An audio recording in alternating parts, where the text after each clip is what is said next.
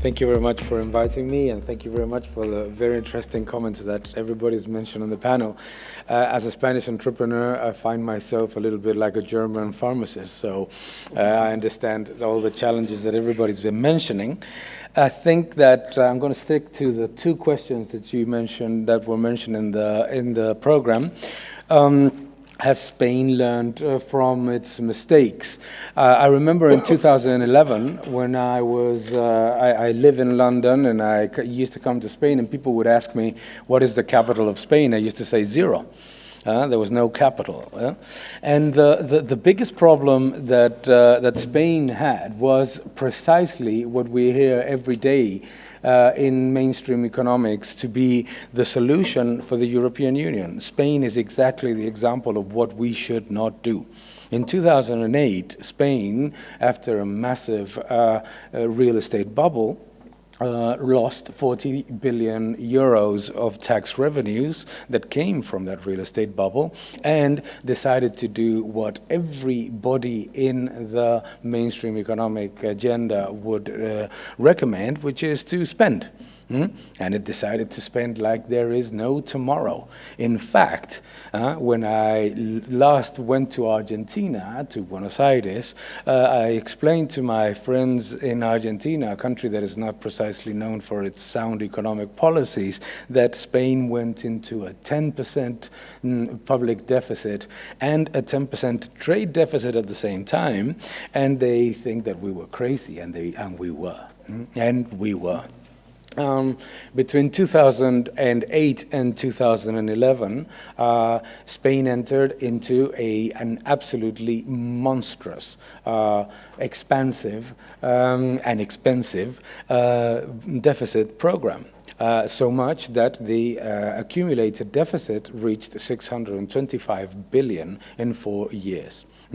That those 625 billion were spent wisely in airports with no planes, that look like the Death Star, by the way. If you go to any of those airports, they're absolutely amazing to look at. That's cool. That's cool. It is cool if you don't have to pay for it. Right? We have to pay for it. Public stimulus. You go to any village in Spain, you will find that in every corner there are these absolute monstrosities of statues that you probably don't know were paid with public money. Anyway, the situation was so bad that in 2011, the new government found itself not only with the burden of a 10% fiscal deficit and a 10% trade deficit, but 40 billion euros of unpaid bills to SMEs, but another 40 billion euros of delayed invoices from the regional communities, and a 65 billion capital hole in the public banking system. So it was almost impossible. I was on CNBC on the 31st of December of 2011, and they said to me, it is absolutely impossible that Spain will reach some level of growth in the next 20 years. It is absolutely impossible. However, it happened. It happened, and we did learn a few things. We did learn a few things.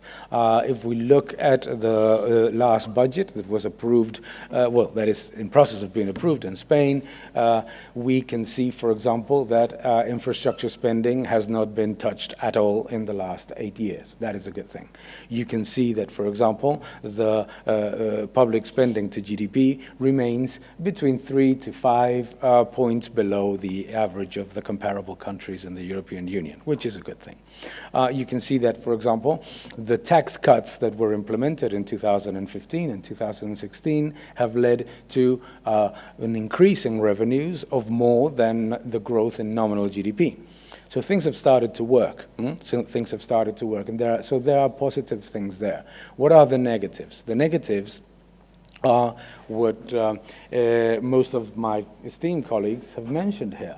The first one, obviously, is that we have a tremendous amount of bureaucracy. It is a country in which it is very, very complicated to start a business. It is very onerous to hire people. Labor tax reform was positive, and it stopped the bleeding in the labor market, but it is still a very expensive country to hire people. Me, as an entrepreneur with a business in London and a business in Madrid, it costs me 20% more to hire somebody with the same net revenue for the worker. It costs me 20% more to me in Madrid than it cost me in London. And Madrid is considered a tax haven in the rest of Spain. And everybody's talking, somebody said it over here, about this atrocious concept of harmonizing. Harmonizing in Spain means raising. No one has ever talked about harmonizing to the level of Madrid. No? Madrid doesn't have inheritance tax, and other regions want to implement it.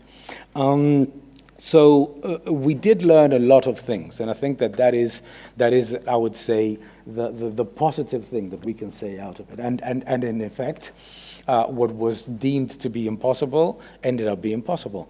3.5%, 3.2%, 3.3% growth of GDP, more than 500,000 jobs created a year, and a much more improved economic outturn.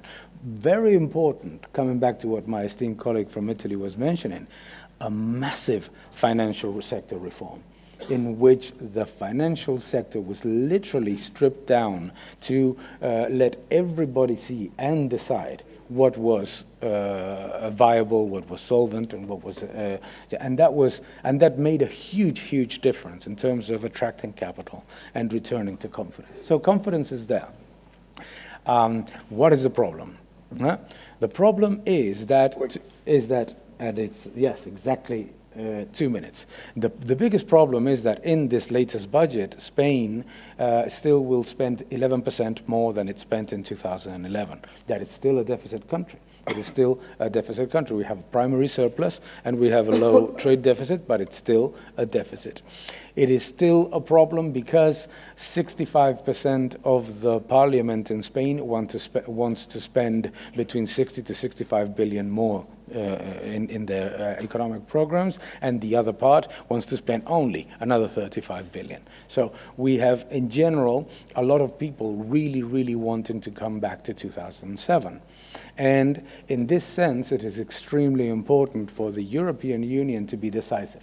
It is extremely important for the European Union to be decisive because Spain has been an example for many things, but it cannot be an example of going back to the mistakes of the past. And we cannot whitewash populism by giving them 20% of what they demand, because voters, when you give them 20% of what the populists want, say, what's the difference between 20 and 100%? So the big Spain is not only a hope for the European Union and for the peripheral countries and for Greece and for so many other countries, with all of its challenges that it has, but it is also the biggest threat. It is also the biggest threat because if we give in to the populist messages, to the populist demands, the European Union will not survive the next crisis, and it's a very large economy that cannot go under. Thank you very much. Okay,